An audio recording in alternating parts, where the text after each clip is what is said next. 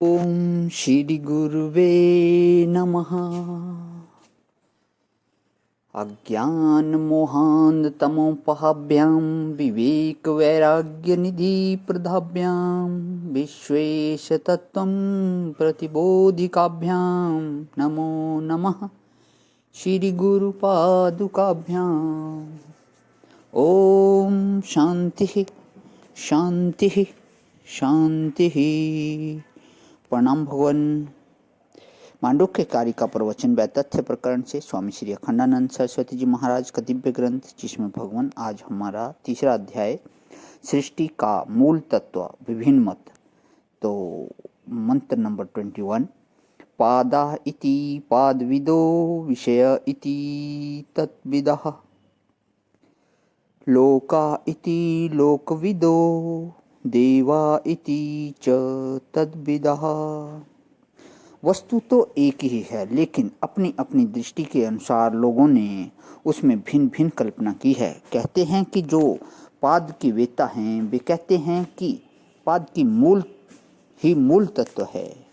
पाद का अर्थ होता है कि आदमी जहाँ पर खड़ा हो वहाँ से एक पग आगे बढ़े या पीछे हटे, और अप्राप्त वस्तु को प्राप्त करने का उपाय यही है कि एक कदम आगे बढ़ जाओ अथवा एक कदम पीछे हट जाओ। देखो, इस देह में मनुष्य की स्थिति हो गई है।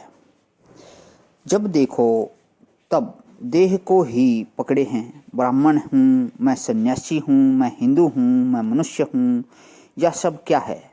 वर्ण, आश्रम या संप्रदाय, जाति कहाँ कल्पित होती है? शरीर में ही ना।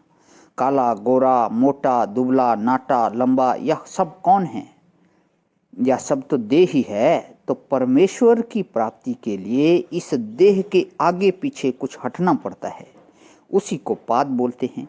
जैसे ब्राह्मणपना, सन्यासीपना, यह वर्णाश्रम हो गया, और हिंदूपना यह संप्रदाय हो गया। मनुष्यपना यह जाति हो गई। काला गोरा यह गुण हो गया। मोटा छोटा यह सब नाप तोल की बात हो गई। यह सब का सब देह में है। तो ईश्वर की ओर चलना हो तो एक कदम पीछे हटो। यह देह मैं नहीं हूँ। संपूर्ण जागृत अवस्था का दृष्टा मैं हूँ। संपूर्ण जागृत अवस्था का दृष्टा होना दूसरी चीज है, और यह देह होना दूसरी चीज है। जैसे स्वप्नावस्था जो दृष्टा होता है वह सपन की पृथ्वी, जल, अग्नि, वायु, आकाश, स्वप्न के ब्राह्मण, क्षत्रिय, वैश्य, शूद्र, स्वप्न का कुंभ मेला, स्वप्न का भारतवर्ष, स्वप्न का अमेरिका, अफ्रीका, यूरोप, एशिया, सब दृष्टा होता है। इसी प्रकार जो जागृत अवस्था का दृष्टा है वह एशिया, अफ्रीका, यूरोप, जितने ग्रह, नक्षत्र, तारे मालूम पड़ते हैं, सब का दृष्टा है।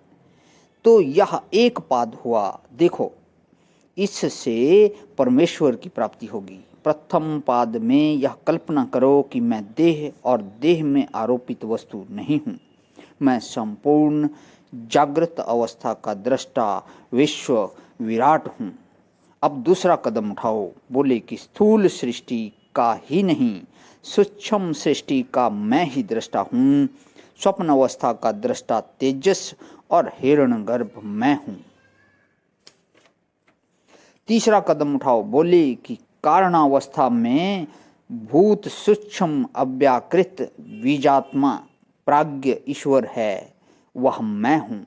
इसमें समाधि, सुसुप्ति, महाप्रलय, कारणावस्था सब की सब कल्पित है। बोले कि नहीं, छोड़ो इस झगड़े बखेड़े को। चौथा कदम उठाओ। कहाँ जाना, कहाँ आना? विश्व जो है यह तो साधन है। तेजस साधन है, प्राज्ञ साधन है, विराट, हिरण्यगर्भ और ईश्वर साधन है, और मैं सिद्ध हूँ, तुरीय। पादा इति पादविदः। पादवेताओं ने कहा कि अगर इस ढंग से तुम परमात्मा का विचार करोगे तो यह पाद विचार जो है वह तुम्हें परमात्मा की प्राप्ति करा देगा। बस यह यथार्थ मार्ग यही है देखो यह भी पाद वेताओं का ही मत है, यह परमार्थ नहीं है, यह अध्यारोप है। जो मूल आत्म वस्तु है उस पर ये पाद आरोपित हैं। क्यों? आत्मा में टुकड़े नहीं होते कि इतना जागृत, इतना स्वप्न, इतना सुसुप्ति और इतना तुरीय है, और आत्मा में यह विश्व तेजस प्राज्ञ और विराट हिरण्यगर्भ और तुरीय है। यह सब अंश कल्पना परमार्थ में नहीं होती, क्योंकि अंश वाली जो वस्तु होगी वह तो नाशवान होगी। प्रणाम भगवान। आज ही विराम। ओम शांति शांति शांति।